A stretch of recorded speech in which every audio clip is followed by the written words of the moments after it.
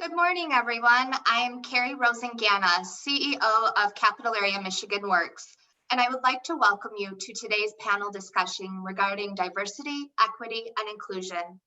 This panel discussion is being recorded and made available for those who will not be able to attend today. Captioning will be available on the YouTube video that will be posted following our live session. Before we begin our discussion, let me introduce you to our panel members. Alfredo Hernandez is the Equity Officer for the Michigan Department of Civil Rights. Alfredo was born and raised in Panama. He moved to the United States in 1990 after graduating from high school and joined the U.S. Army at the age of 20. He has worked in the field of equity for many years, developing inclusive strategies for organizational change, as well as teaching college courses in philosophy of religion and cultural anthropology. Shamar Herron is currently the Deputy Director at Michigan Works Southeast and will be taking over the reins as Executive Director in November as the current director is retiring. As Deputy Director, Shamar leads teams that focus on helping people craft and achieve their goals towards a career and connecting talent to business needs. He also serves as a liaison between executive thought and day-to-day outputs. His background in economic development, mentoring, and data analysis allows him to play a part in a variety of arenas. Shamar sits on multiple boards from youth development to prisoner reentry. Darlene King is the Executive Director of the Michigan Diversity Council. As the Executive Director, Darlene's charge is working with corporations and organizations in developing diversity and inclusion initiatives, programs, processes, and procedures. She has grown the organization in the area of business development and expanded it throughout the state of Michigan. In 2008, she launched her consulting company, Life's Journey Training and Consulting, which competes in today's global market in industries including education, automotive, medical, nonprofits, and manufacturing. Their area of expertise consists of diversity and inclusion, leadership development, marketing, and public relations. Yusef Shakur is the co-director of programs for the Michigan Roundtable for Diversity and Inclusion. Yusef captures the essence of what life was like for a misguided and angry gang-banging boy surviving the mean streets of Detroit in the 1980s. In his critically acclaimed memoir, The Window to My Soul, Yusef educates the reader on how he became a social predator and takes you inside the prison walls where he met his father for the first time, who ultimately redeemed and transformed his own life and passed those lessons on to his misguided and angry son. As a neighborhood organizer, Yusef has dedicated his life to community-based initiatives, such as the annual Restoring the Neighborhood Back to the Hood backpack giveaway that is hosted in his old neighborhood. Over 10 years, this event has distributed over 6,000 backpacks filled with school supplies to Detroit youth. Let's start today's discussion with a couple of questions for the co-director of programs for the Michigan Roundtable for Diversity and Inclusion, who's Yusef.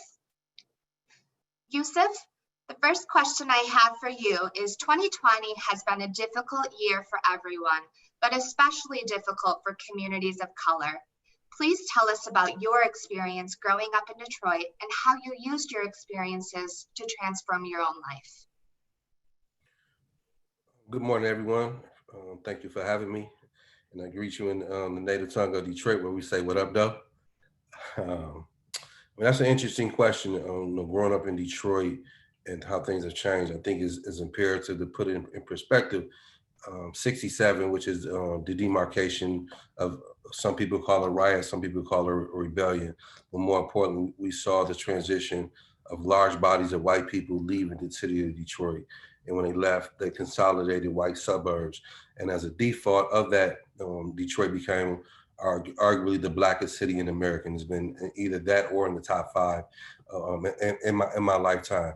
But also as a result of that, it felt like an economic and political embargo on Detroit. The neighborhoods was already suffering as a post-industrial city, and as well as the consolidation of this power it was like a struggle on Detroit, and particularly as residents, as a boy growing up with a single mother, and so resources that most of us take for granted was not given as an opportunity. So as a young boy who suffered on a lot of different levels, incarceration had became a solution to some very emotional trauma problems that I suffered. And so I think I was misdiagnosed. I repeat, I believe I was misdiagnosed by society. And I think it is where, in terms of this super predator terminology that would come into fruition almost 10, 15 years later by certain politicians. But I bring that up to say, like, this is how we treated Black communities. And I think it's important that we make a distinction between Black and people of color. Like what we face as Black people is uniquely different, historically different. And so coming out of that situation of finding myself in prison, and so allowing my father to diagnose me in a way to realizing that my broken heart needed to be healed. My tormented spirit needed to be comforted. My confused mind needed some wisdom and some knowledge. So those recipes gave birth to opportunity to redefine myself. So again, if you wouldn't know I've been to prison if I don't tell you. I'm a University of Michigan School of Social Work grad. I'm actually just got to set the University of Union Institute for a PhD program, and I acknowledge those things because I was a throwaway youth, and we continue to throw away not only youth, but like the problems that I suffered in Tanglewood was a result of what I saw my mother going through economically and politically. And so, if we're gonna develop and build our community, we have to start with the family, the community, and the household, and that gives everybody a head start.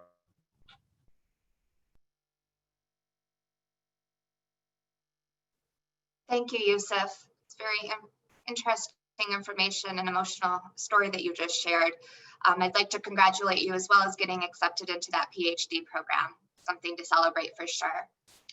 The next question I have for you is, what do you believe needs to happen in order to bring meaningful change to people's understanding of diversity, equity, and inclusion?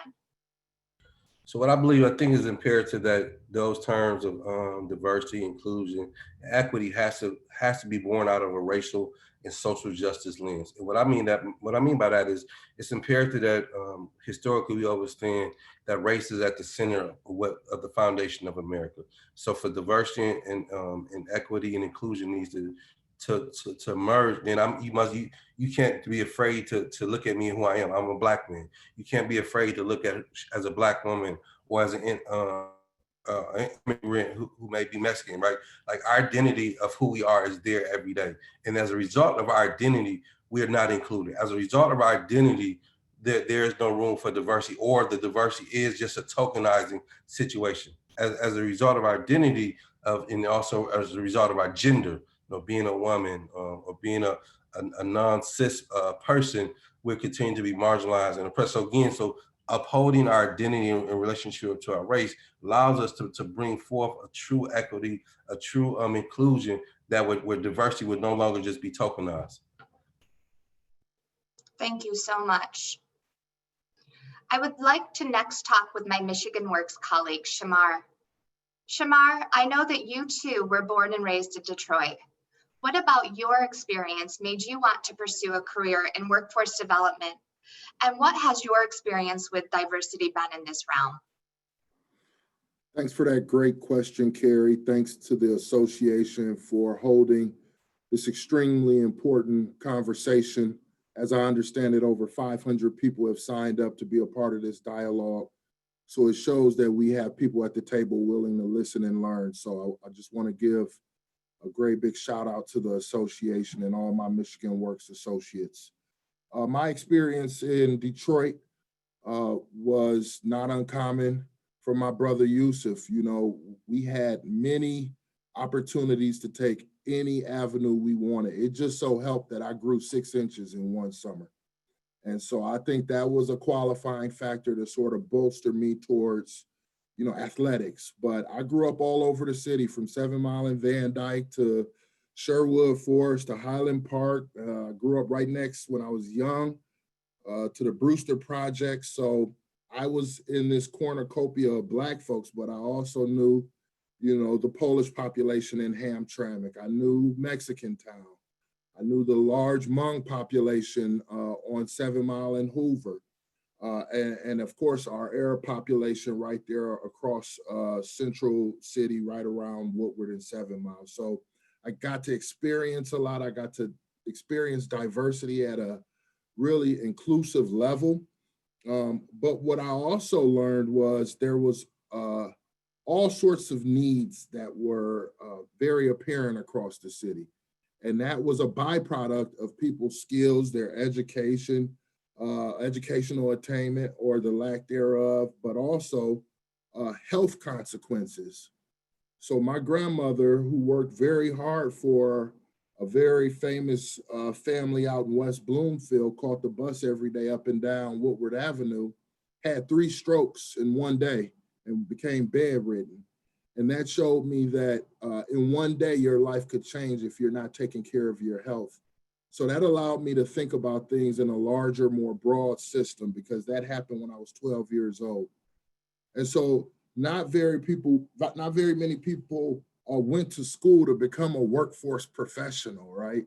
I thought I was going to either go to the MBA or be a school teacher, and I'm neither. But what I learned was I am service driven. I love to work with people and love to give as much of myself to others as they are willing to accept, as long as I'm doing it respectfully. I'm not going to force my ideas or ideals on people, but that's what's special about workforce, because it's really an engagement. You got to meet people where they're at and be able to have conversations at whatever level they're at. And so that's that vast experience that I had, and the diversity by which I've worked across all sorts of sectors and avenues gave me the perspective and the insight to be able to sit here now heading into leading an 85-person organization that is diverse, rich, and we have work to do, but we are so excited, and I am very thankful to be in this space and place to make sure I use my experiences to enrich our organization along with the association and all of my Michigan Works partners. So thank you for that question, Carrie. Thanks, Shamar. And I've seen that passion that you have for assisting individuals on a personal way as your peer. So thank you so much. As an incoming new Michigan Works Executive Director next month, what steps will you take to ensure that diversity, equity, and inclusion training is incorporated into the work that you do, Shamar? Another great question. So number one, just because I'm a Black man doesn't make me an expert in DE&I, right? So I want to center myself in the fact that I'm still learning. But my first step is to listen and learn from the experts, like Yusef, like Darlene. I am going to reach out to them and ask them to bring their expertise to my organization. I don't think I know everything. As a matter of fact, I know I don't know everything. So this is an opportunity for not only me as the head of the organization, but all of my colleagues and partners in our organization to learn together. And we take these steps together. Number two is use best practices. After you listen and you learn, you got to implement them and surround yourself with the people who want to make change. And so I'm so thankful that we have an HR director. And I want to say, I know HR and DE&I are not synonymous. I understand that, but we have an HR manager who's willing to listen and learn, and we're going to put our heads together and make sure our organization is moving forward. Lastly, we need to assess and evaluate if the work that we're doing is effective, not only for within our organization, but the communities by which we serve. Are we going out and looking at people as whole individuals? Instead of a 6'10" Black man, you see me as a human being. Instead of someone who has varying abilities, we see them as a human being. And that's how we're going to know if we're being effective, is by our approach in servicing our community. So those are the 3 steps that I'm going to take. I'm going to learn, I'm going to implement, and I'm going to evaluate whether or not we're being effective. So thanks again for those great questions. Thanks, Shamar. We're all learning on this journey, that's for sure. So let's turn it over to Darlene King, the Executive Director of the Michigan Diversity Council, for the next question. In your role as Executive Director of the Michigan Diversity Council, Darlene, you've worked with organizations to develop diversity and inclusion initiatives, programs, processes, and procedures. Tell us about what your organization offers, as well as how an organization can go about accessing your services. Absolutely. Thank you so much, Carrie. So the Michigan Diversity Council is a chapter of the National Diversity Council. We are located in 32 markets in the US and 6 other countries globally. We service about 650 corporate partners across the globe in the space of diversity, equity, and inclusion.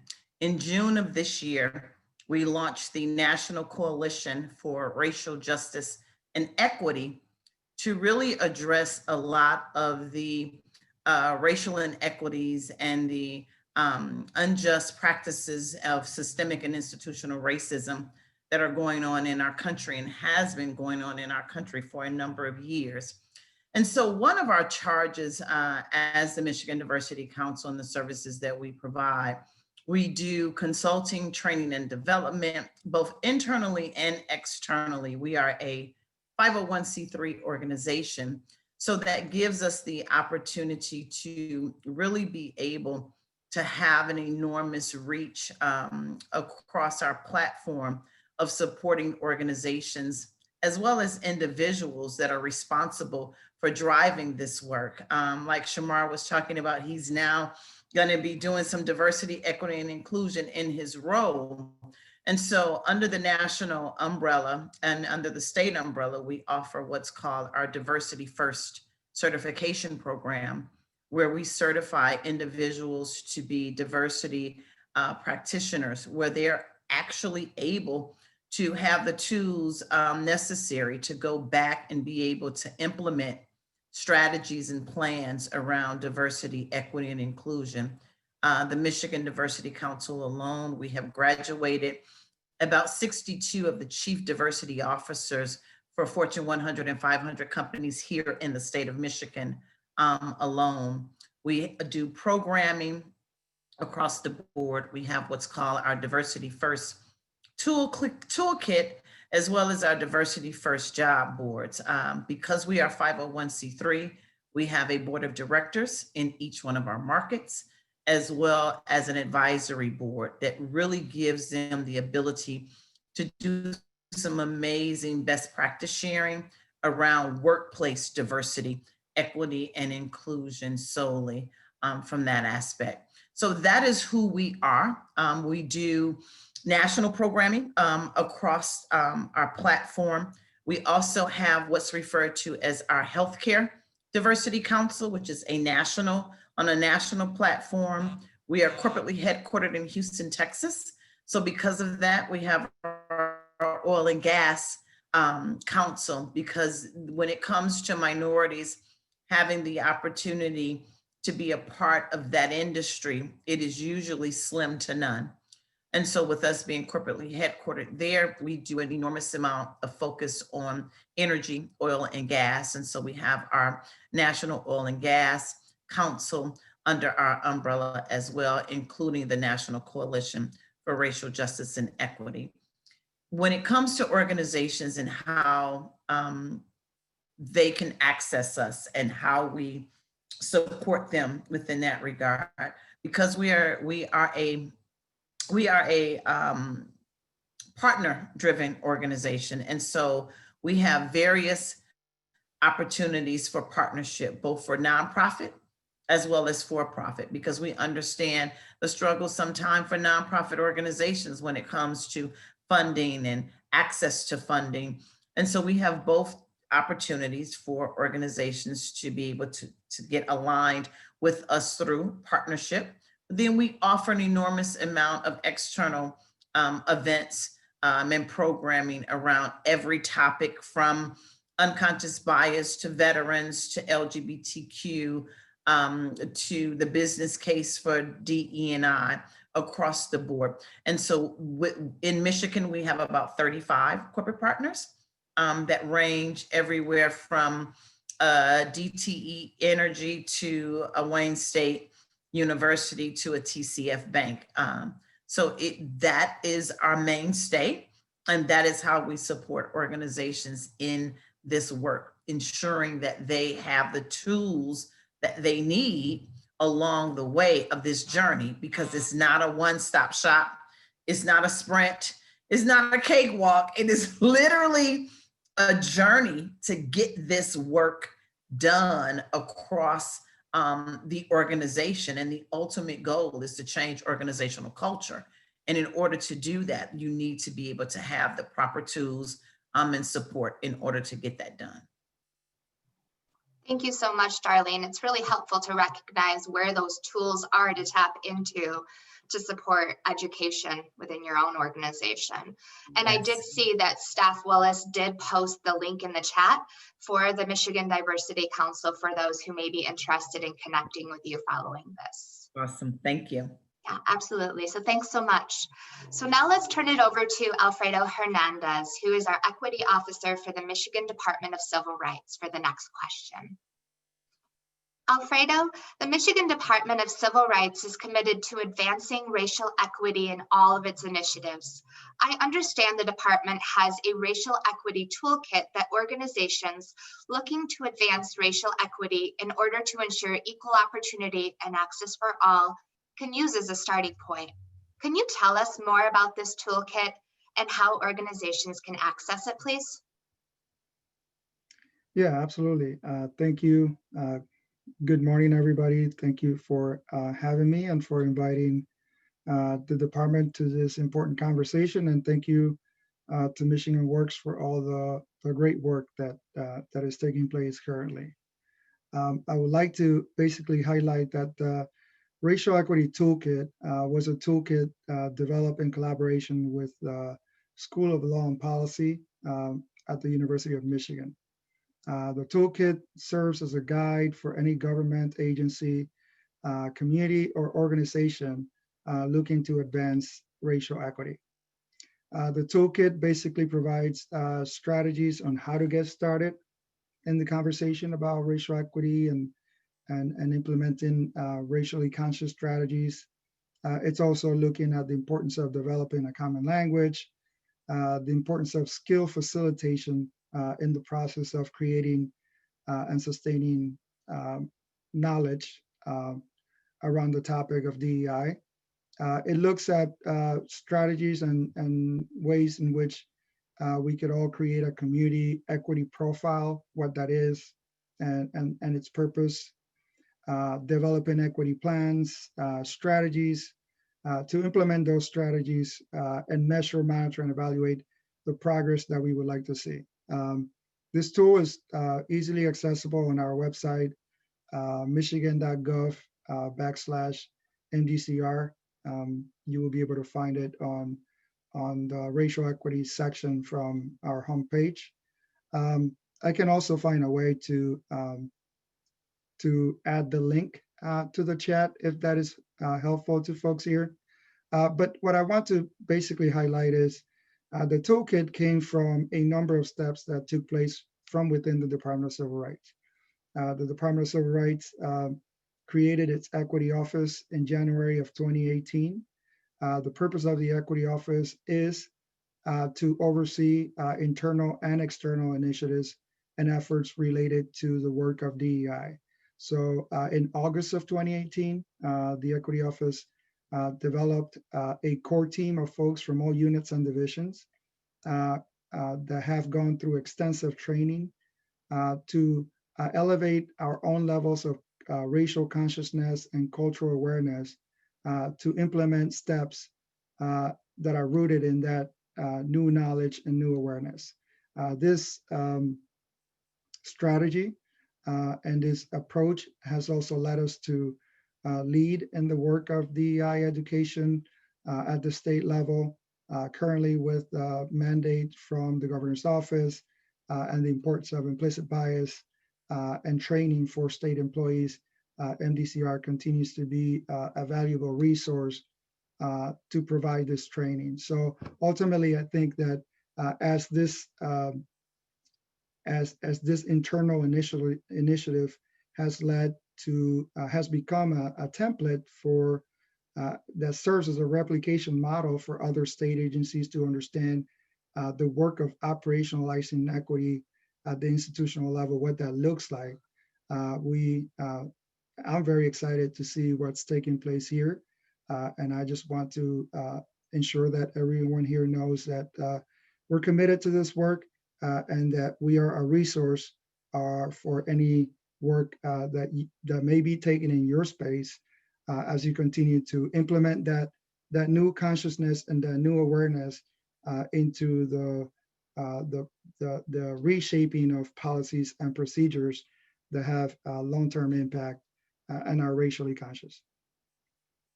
Thank you so much, Alfredo. And I did see that we were able to provide that link to the toolkit in the chat function so that anyone who's interested in reaching out and getting that information has the ability to tap right into that. Okay, thank you. You're welcome. All right, so now we're going to focus on panels or questions for the entire panel. So to start us off, I'd like to ask all of you, what experience has made you so dedicated to this line of work? And I'll open it up for anyone to be able to jump in and respond from our panel.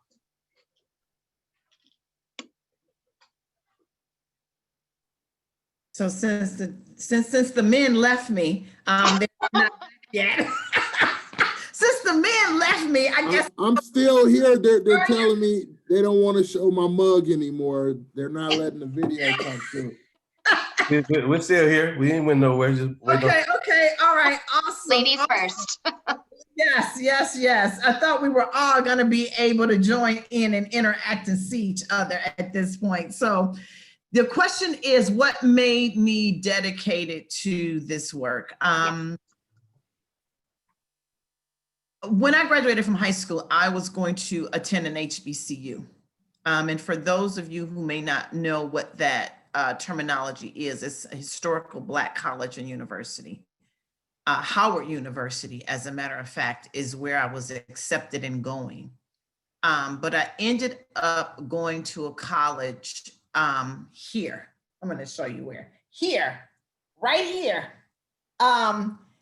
I didn't even know that people lived in that the region of Michigan. Okay, I just thought it was trees and, over the bridge, and that was that. And so my parents sent me to a private Christian college up north because they wanted me to have a different experience and exposure to life because I grew up partly in the South. I grew up in an African-American community. I went to African-American church. All of my friends were Black. And that's just my life at that particular time. Even though my parents exposed me to an enormous amount of the world, still my immediate circle looked like me, sound like me, and came from where I came from.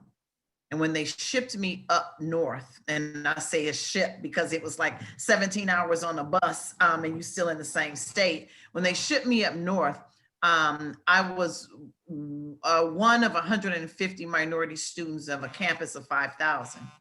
So I literally was forced to ingrain myself in the culture that I wasn't accustomed to, because it was comprised of Finnish and Dutch and Samoan and Canadian individuals. And so that opened up my eyes to what diversity and what the world really had to offer and what the world was really going to be like, and that it wasn't going to be just about me and my background and where I came from, even though I never lost the appreciation for it, but I also gained the appreciation for something different as well. And so that was my first experience in understanding diversity and inclusion and equity, even know what that was. And so it caused me to stay on this path to do this work. Thank you, Darlene. It's quite an adventure going all the way up to Houghton and all that snow. That's exactly where I was, okay? Exactly, in Houghton, Hancock, right? They have 20 inches of snow as of yesterday. Woo! All right, so yeah, absolutely. Yusef, Shamar, Alfredo, I'd open it up to you as well. And Yusef, it looks like you unmuted to speak. So, I mean, just to follow up what Darlene pointed out, it's personal. And sometimes we get criticized or, hey, it shouldn't be personal. And sometimes the personal is a Darlene story. And I even hate the word story because that's what they tend to want to reduce, Black people, women. And let me hear your story, which would separate us from the narrative. And the narrative is an experience that is, and it's not isolated to our generation. It's not isolated to our birth. It's tied to generations of folks who fought, who died, who are continuing to fight. And then you see yourself, like, how do I contribute to that? Where do I fit in? And also that's where at some points it gets exhausting. And so being able to understand, hey, I'm not in this fight alone, and nor can I win it by myself. But knowing that, hey, people have paved the way. And that's part of the continuity and understand. Like some of us, we all get paid for what we do, but it's bigger than a paycheck. We all get paid for what we do, but it's bigger than a paycheck. So this is where, again, where we show up for racial equity and racial and social justice, because it's not just the right thing to do, it's the human thing to do.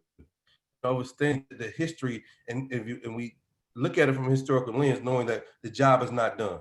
It is on our watch to contribute to that. So that's why I do it. Thank you so much. Shamar, Alfredo, did you want to weigh in? Shamar, I see you unmuted. Go ahead. Yep. For me, it's just knowing that a change must happen and that I can help be the change that I want to see. Some people know me strictly because, I went to Ohio State and got to play basketball there. But while I was there, I learned I got treated differently because I was a student athlete. I got to learn that I didn't know I was poor growing up on 7 Mile and Van Dyke until I got to Ohio State and I saw students my age with their own credit card to do as they please. So when I was done at Ohio State, I wanted to come back and say, hey, we can empower ourselves to get into a different space, and I can help be a part of the change that I believe we have within us as Black people. But then I got to come out here and work and go to Hillsdale and Lenawee counties and see counties where there's poverty and the folks don't look like me. And so it started to help level set me on being able to be, again, someone who can help and serve all people. But at the root of things and at the root of the matter, like Yusef said, I still am a Black man walking around these spaces. And so I have to be careful where I'm at, what time I'm there, and what routes I'm taking to come home and make sure that I can get home to my wife and daughters. So it's lived experience, but also knowledge of I'm in a place in a space where I can help institute change. Thank you, Shamar. Alfredo? Yeah, no, thank you. I couldn't agree with Shamar anymore. In terms of lived experiences, for myself, a collection of them, from having been born and raised in a community that's 90% Afro-Caribbean in the Atlantic coast of Panama, to traveling the world and having an opportunity to travel the world extensively, having joined the military and then getting a job that required me to travel very often. Just being in different cultural backgrounds and standing outside an establishment and noticing that folks inside that establishment were not thinking about culture. Culture had been normalized for them. It made sense to them. But as someone from the outside of that dominant cultural reality, I was fully aware that I did not quite fit in. And that wasn't a feeling that I was exclusive to my traveling or my time abroad, but also that's also a sentiment that I experienced coming back home in Michigan, living here now for 22 years in the state. And both of my boys were born and raised here. Both of my boys are brown boys. I think there are a number of factors that lead me to be committed to this work. But yes, a collection of lived experiences, which perhaps also led me to focus on studies at my undergrad and graduate level that were centered on culture, language, and philosophy. I needed to understand in deeper ways what is it that shapes us in ways that at times we're completely unaware of, and what is the impact of that? Thank you so much to all of you for your willingness to share those personal experiences and how they've shaped the work that you're doing now. The next question I have for all of you, what do you believe are some of the biggest challenges faced regarding diversity, equity, and inclusion in the workplace? Darlene, looks like you unmuted. You're first. Yes, I'm first, right? So let me go. So what do I see as some of the biggest challenges for DE&I in the workplace? Just like anything, it starts at the top and it starts at the head. And if the leadership and the C-suite team is not bought into the business case of this work and understanding that it is an imperative in order to be productive in the 21st century, then it'll never work. And that is the largest challenge. When you have so many individuals and so many organizations and corporations, when the murder of George Floyd occurred, and they put out all of these statements, you know, we support Black Lives Matter, or we support, you know, racial justice in this country, or, you know, all of those kinds of things, or we support diversity, equity, and inclusion. But then to put a statement out and then do absolutely nothing afterwards, you might as well not have even said anything at the beginning and the end of the day. And so the largest challenge is just that, helping CEOs and helping top level leadership understand the importance of this work, understanding the business case for this work, understanding that the next generations that are coming into the workplace, the Gen Z specifically, outside of just the millennials that are already there, their mindsets and their experiences is not that of your baby boomers, and is not that of your Gen Xers such as myself, because they came through the civil rights movement, or they are a product of parents or grandparents that went through the civil rights movement. This new generation, they have a different ideology about culture and race and ethnicity and tolerance, and they are just not going to be a part of an organization that is not about inclusion and that is not about equity. They do the interviewing. There's no longer, you know, you come in to get a job and I'm interviewing you. The candidates are interviewing the HR director or the hiring manager. Like, what are you doing for social responsibility? What are you doing for community engagement? What are you doing for diversity, equity, and inclusion? And if they don't have an answer, then it's going to be their loss. So that's the biggest challenge, is getting CEOs to understand the importance of this work and why it has to be done. Thank you so much. I couldn't agree more. Shamar, I see you unmuted. Did you want to chime in on this? Yep, and I'll keep it short and sweet, but in direct alignment with Darlene's comments, that C-suite, those leaders, they're not doing it for one or two reasons. It's either fear or stubbornness. It's one or the other. They're either afraid to admit that they don't know what they're doing and they don't know what the outcomes will be. But the business case aspect will show them there is a business case and a return on investment for the work that they're going to do. Some are just stubborn and they don't want things to change. There is a power structure in place. And when you start empowering people, things start to come apart, rightfully so. And so those are the two words I'd say as a barrier, is fear and or stubbornness. Thanks, Shamar. Yusef, you want to chime in as well? Sure, following that train, what I would add is, you know, the power and privilege that comes with the so-called leadership. And again, let's talk about the elephants in the room. We're talking about predominantly white men who are making the decisions in relationship to you know, Black people, people of color, as well as to women. And to be able to make the impact and the difference, then we're talking about a power dynamic. If folks are not willing to question their power, relinquish their power in relationship to race, class, and gender, diversity and inclusion is just an illusion. And so that's why we have to come again, identify from a position of race. Also, it wasn't until like there's been a Mike Brown, there's been a Trayvon Martin. Like we can name many people, right? But it was, when you see a Greg Floyd, with a knee on his neck, right? It just hits you a little different. You see the sequences of murdering of Black bodies. It just hits you a little different. But the question is, we drive through Detroit. We talk like Detroit is the backdrop. That's 40-50% of people surviving in poverty.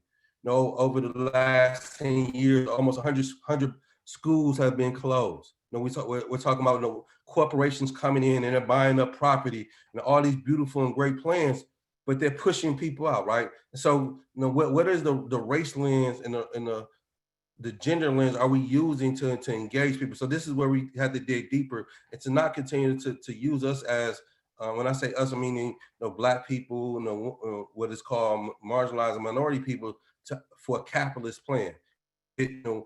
Our return on investment has to be about humanity. It cannot just be about the dollar and the cent. Thank you so much.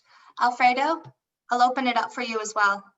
Yeah, just briefly, I want to say that, yes, and going back to what Darlene said, I fully agree with the fact that the notion that without leadership buy-in, without leadership support, without leadership commitment, at least at the organizational level, the work of operationalizing an equitable and inclusive environment is incredibly compromised and nearly impossible to accomplish.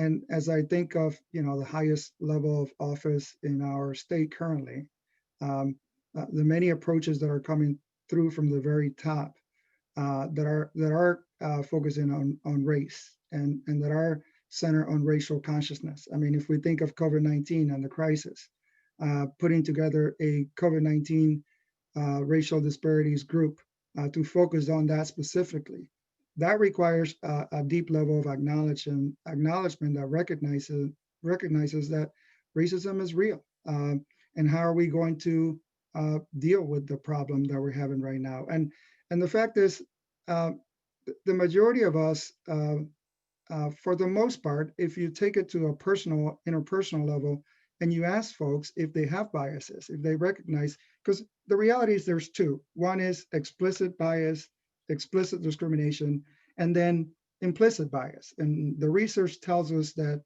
explicit bias, although real, is not the main problem. The problem is folks don't see themselves as being a part of the problem, and they think the problem exists somewhere else. So recognizing that we're all a part of the problem and that implicit bias impacts us all, I believe that we need to transition very quickly here from acknowledgement, meaning, sure, I acknowledge I have biases, to the work of debiasing our personal, interpersonal, and institutional spaces. And when we struggle to understand what that looks like, if I ask somebody, do you have, sometimes taking it to the smaller conversation, if I ask someone, do you have biases? And they say, yes, I do.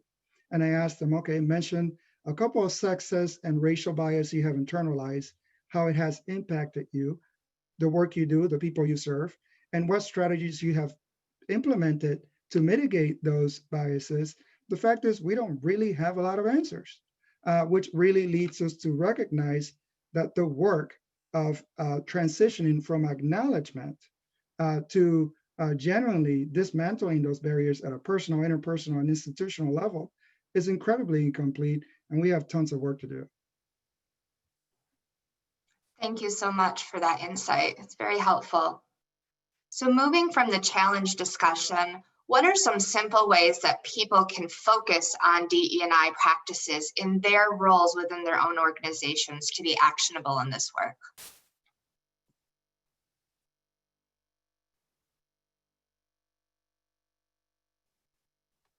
Anyone want to jump in? Darlene? Yeah, repeat the question for me one more time. Sure. So what are some simple ways that people can focus on DE&I practices in their own roles within their organization? You know, the reality is all organizations don't necessarily have a DE&I department strategy and or initiatives. I mean, and it is just the unfortunate reality right now. And so if you are an individual, you know, it kind of leads back to the Shamar's comment about, you know, you being that change. If you want to see change, you have to do it individually. And so people think that DE&I is only impactful within the four walls of your work environment. And it is so not true. We can be impactful in our communities. We can be impactful when we, you know, go to the grocery store. We can be impactful when we're out at the gym, or we can be impactful in any capacity that we're in, just from a humanitarian perspective of really being able to engage in some basic empathy for individuals, you know, and watch what we say and watch what we do, and start paying more attention to our surroundings and what's going on, and the micro and macro aggressions that happen every day. And really, as an individual, you know, one thing that we don't want to do is engage in general conversation. People are so afraid to have this conversation about race, about equity, and about inclusion. They're just afraid to have it because it is such in America, it is such a touchy subject and a touchy topic. We have to get back to some basic civility of just communicating with one another. These devices, and I have two, it's ridiculous. These little devices and this thing that we're looking at right now, it keeps us from literally having basic interaction with one another, asking general questions. You know, one of my favorite books is entitled Everything I Needed to Know I Learned in Kindergarten. If you don't know something, you ask. When you make a mistake, you say, I'm sorry. When someone gives you something, you say thank you, or you say please. But the biggest thing is, if you don't know anything, you ask. And so we have to begin to ask the question and engage in some courageous conversations. That is what you, as an individual, as a human, as a person in this society can do, is just begin to have some empathy and ask some questions and engage in some meaningful conversation around the topics of race in this country, inclusion, equity, because here's the deal, equity is not equality. And people think if they say, oh, you know, we're all equal. No, those are two different things, you know what I mean, within that regard. And you have to be able to understand it. And if what you don't know is what you don't know. But if you continue going through life, not knowing, not trying to know, not trying to engage, not trying to, you know, edify your mind around what's going on in society around this topic as a leader specifically, then you shouldn't be a leader, period. Because if you're gonna lead, you need to learn how to lead inclusively. You just can't lean in. You know, we all know Sheryl Sandberg has this amazing book about leaning in, and it's amazing, but we need to get beyond leaning in. We need for you as leaders to lead inclusively. And that means you need to jump in. You don't need to be standing on the sideline with half of your body in and your head in and the rest of your body out. You need to be engaged and involved. This work is not about passing the baton. Oh, I'm gonna give it to, you know, Alfredo to do, or I'm gonna give it to Kimberly to do, or I'm gonna give it to Lindsay to do. No, it is a collective as a whole. So you have to look at it through that lens, that it's a collective effort. That's what unites us. And that's what gets us to equity. That's what gets us to inclusion. So that would be my recommendation. Thank you so much. Shamar, I saw you unmute. Well, I also wanted to just say preach to Darlene. She may need a little, she doesn't need a choir behind her, but she's on it. She talked about impact and empathy, right? But she also talked about conversations, which are basic communications. I chuckled when I saw the word in the question, simple ways. It's not that simple. If I were to have everybody cut their cameras on and I started to see the faces here, I'm going to bet $1 to a dime the majority, their skin tone isn't as mine is. And the conversations at the dinner table vary. And so if you want to practice empathy and start to have impact, one of the places we got to start is in our own homes with our own families and checking some of the conversations that are happening and saying, don't say that around me. I know I grew up hearing you say it, but today it stops. Today, we're not using that language when Shamar's in the room anymore. So whether it is around sexuality, whether it is around race, it's funny enough, I experienced something called heightism. Believe it or not, being tall, you'd be surprised. My wife married me and was mortified by the questions that people walk up to me and ask. You don't know me from a hole in the wall, and you believe you have the right to say some of the most awkward things you would ever believe just because I'm a tall guy. And so, I want to stay on the fact that when we have these conversations and these communications, there's some norms that you can practice and set out on the table to make sure that these conversations are productive. Hey, we're going to communicate and listen to learn, not to respond, but I'm going to hear what you're saying and learn something, not just be ready to respond. Number 2 is assume positive intentions. If someone sits down with me and says, hey, I want to have a conversation around X, Y, and Z, I believe they wholeheartedly want to know about, the experience, the solutions, what potential outcomes there are. So I'm assuming and I'm hoping that they're coming with positive intentions. And then be respectful. Just because you don't agree with something, just because you haven't experienced it, doesn't mean it hasn't happened. So be respectful to each person's experience and background and life, and just know if you're born at St. Joseph Hospital in Ann Arbor / Ypsilanti, if you pull out of the parking lot and make a right, your life expectancy is 30% higher than if you make a left. So let me just say, geographically, there are all of these impacts that are happening to individuals based on where they live. Just the simple fact of the family and the spaces and places that you were born into will impact your life for the negative or the positive. So I ask everyone that's listening, when you go back out and you start to have these conversations, be mindful that just because it's not your experience doesn't mean it's not someone else's reality.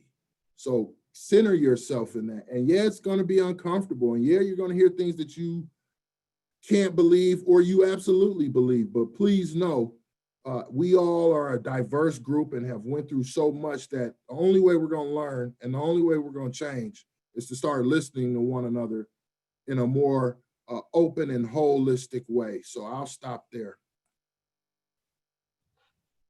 Thanks, Shamar. Yusef, I'll hand it to you. I'll start with, until we're willing to unlearn what we know and learn what we don't know, we'll continue to fool ourselves. And I repeat, until we're willing to unlearn what we know and learn what we don't know. And as a result of that, the author of a new book called My Grandma's Hand, he talks about in an interview he recently did was, for the most part, the society that we live in as a reflection of the corporation business that we work in, it is built to protect whiteness. It is built to create a foundation for white people to feel comfortable, to feel secure. So even though talking about the community and relationship to policing, brutality has been occurring, folks devise a plan to defund the police. And folks felt uncomfortable, particularly white folks. We mean defund the police. We need the police, but not realizing, again, as Black bodies, as Black human beings, we get police different. But also we're challenging the narrative and the narration of how those money should be redistributed in our community. A city such as Detroit 50% of the city budget goes to the police. 50% of the city, so you're talking about almost over $300 million. We know that's not going to the police officers. So what is it going to? So again, I mean, challenging how we think, what is our orientation? You know, who are we trying to protect first and foremost? So we have to question those things, but also understand as a business, as a corporation, it is reflective of the society. So the ills that exist in the society exist in us, exist in our corporation. So to get to diversity and inclusion, we have to come back and address race, class, and gender, as I continue to say. And also, like, if you just want to hire Yusef because you just want a black man, you fail. If you just want to hire Darlene because you just want a woman, you fail. It has to be deeper than that. Because again, that's another form of tokenization. Also, like in this work that we do, we hear all the time the intent and the impact. And I'm pretty sure, all my fellow panelists, we're always feeling the impact. They're always saying some absurd stuff to us, whether they realize it or not. I don't think you're good. You're good for the job. I like you though, but I don't think that's what we call a microaggression. But what is the microaggression tied to? It is tied to systematic racism. It is tied to a stereotypical way how they look at and deal with us. So again, if you're not willing to learn what you think you know, to learn what you don't know. What you don't know is how to be the best human being. What you don't know is how the system have created the opportunities for us to engage each other in the way we do, which is a form of oppression. So once we can begin to do that in the workplace as well as within the community, we're putting ourselves in a position to win. Thank you so much. There was an ask, it looks like somebody put in the name of the book that you recommended to Yusef as a resource for individuals to follow up with. Alfredo, did you want to respond as well with your ideas about some ways that people can include DE&I in their own role with their organization? Yeah, I mean, I agree with a lot of what's been said, and I perhaps maybe time is an issue here for a lot of us. So I'll just keep it brief. Simple ways that people can focus on DEI within their organizations is to create a space for DEI and to have a designated person overseeing the work, and never undermine the expertise and the value of a good facilitator. A lot of times we believe that we all know this because we come from a place of good intentions. And as it's already been stated, good intentions does not qualify us, nor does it give us the expertise and understanding on how to navigate the complexities of a society that has been racialized and polarized historically and culturally. So creating a space to have the conversation through guided and expert facilitation where the organization begins to learn and understand problems in deeper ways to come up with racially conscious solutions. I think that's a good start. Thank you so much to all of you. And unfortunately, we are out of time.